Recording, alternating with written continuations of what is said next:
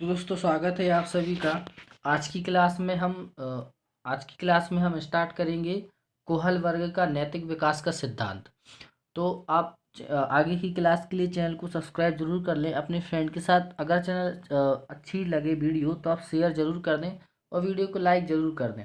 और इसके पहले के सिद्धांत पढ़ने के लिए आप नीचे डिस्क्रिप्शन में लिंक मिल जाएगी आपको, तो वहाँ जरूर पढ़ें। 10-10 मिनट की वीडियोस में सारे सिद्धांत को खत्म किया गया है। तो हम स्टार्ट करते हैं आज का मोस्ट इंपॉर्टेंट, जिसमें से क्वेश्चंस पूछे जाते हैं कोहलबर्ग से। कोहलबर्ग का नैतिक विकास का सिद्धांत। तो फर्स्ट पॉइंट है हमारा, अमेरिकी मनोवैज्ञानिक थे कोहलबर्ग। नैतिक विकास का सिद्धांत दिया था कोहलबर्ग ने, और नैतिक अवस्था का सिद्धांत भी दिया था कोहलबर्ग ने। मोस्ट इंपॉर्टेंट क्वेश्चन पूछा जाता है कोहलबर्ग से कि कोहलबर्ग ने जो नैतिक विकास का सिद्धांत है वो किसने दिया था। तो राइट आंसर रहेगा हमारा कोहलबर्ग। आगे हम देखते हैं। तो क्या आप जानते हैं कि कोहल वर्ग ने सर्वप्रथम नैतिक विकास का सिद्धांत कब दिया? 1969 में, और इसके बाद 1981 और 1984 में इसमें संशोधन किया गया। तो अपने लिए ईयर ये मोस्ट इम्पोर्टेंट नहीं है, सिर्फ आपको ये याद रखना है 1969 नैतिक विकास का सिद्धांत जो दिया था। अब आगे देखते हैं। तो नैतिक व्यवहार जो है जन्मजात नहीं होता है, बल्कि इसे सामाजिक परिवेश से सीखा या अर्जित किया जाता है। मोस्ट इम्पॉर्टेंट टॉपिक है, इससे एक क्वेश्चन जरूर आता है। तो सबसे इम्पोर्टेंट ये है कि जो नैतिक व्यवहार है वो जन्मजात नहीं होता है। क्वेश्चन बनता है कि नैतिक व्यवहार क्या जन्मजात होता है?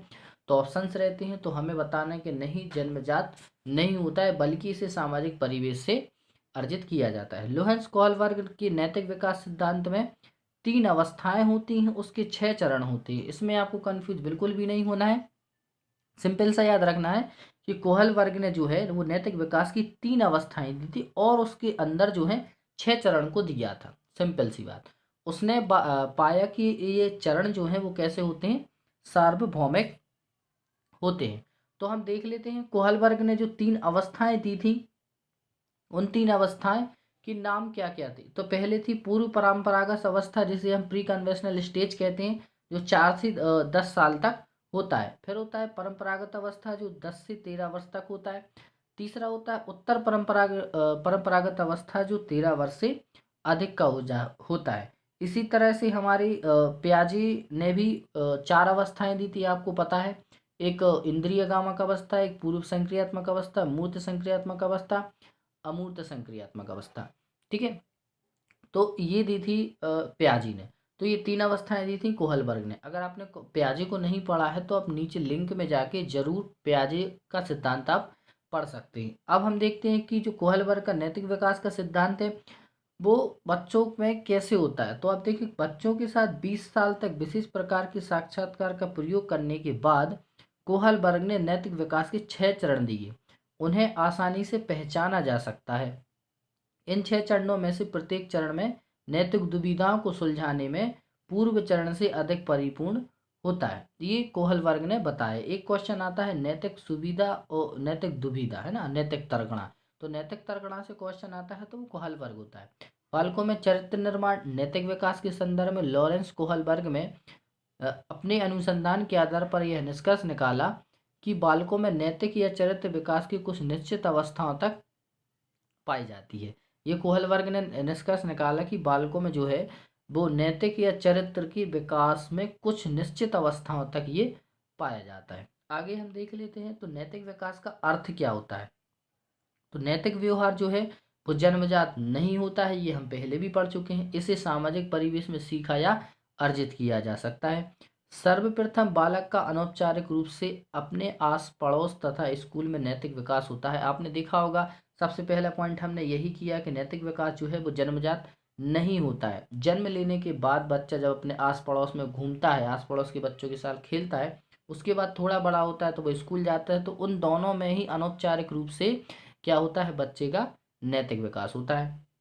जब बालक का जन्म होता है तो वह ना तो नैतिक होता है और ना ही अनैतिक होता है, बल्कि यह अच्छा या बुरा का आचरण समाज से वह सीखता है। इसलिए कहा जाता है कि विकास की प्रक्रिया वातावरण में महत्वपूर्ण भूमिका होती है, क्योंकि जब बच्चा छोटा होता है जन्म के समय उसको ना तो अच्छा का पता होता है कि अच्छा क्या है, और ना ये पता हो कि बुरा क्या होता है, तो वह ना तो नैतिक होता है और ना ही अनैतिक होता है। अच्छा और बुरा ये सब बच्चा जो है वो समाज में रह के सीखता है।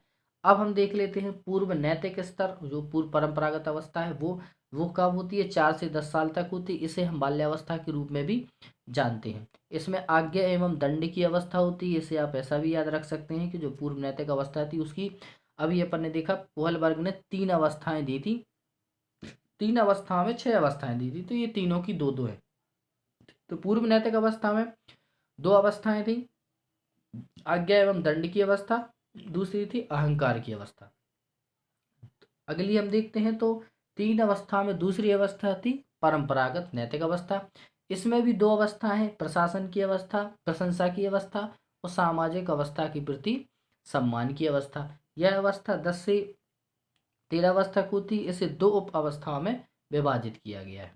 वीडियो अच्छा लग रहा हो तो वीडियो को लाइक जरूर कर सकते हैं, आप अपने फ्रेंड के साथ जरूर शेयर कर दें। लाइक से होता कुछ नहीं है, बस अपन को थोड़ा सा अच्छा लगता है कि हाँ वीडियो को लाइक किया जा रहा है। आगे हम देखते हैं उत्तर परंपरागत अवस्था, समाज के साथ संबंध।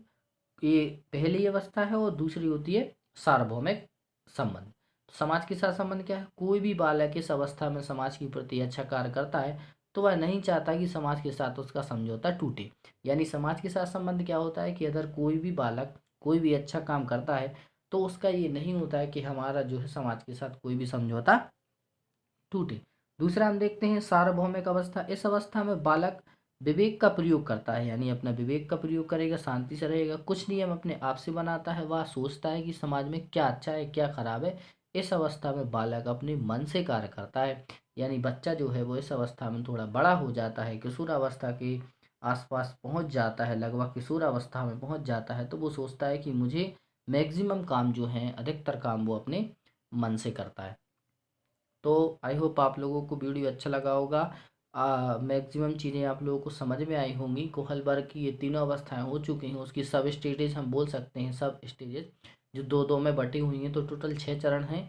कोहलबर्ग की अवस्थाओं को अवस्थाएं 3 हैं।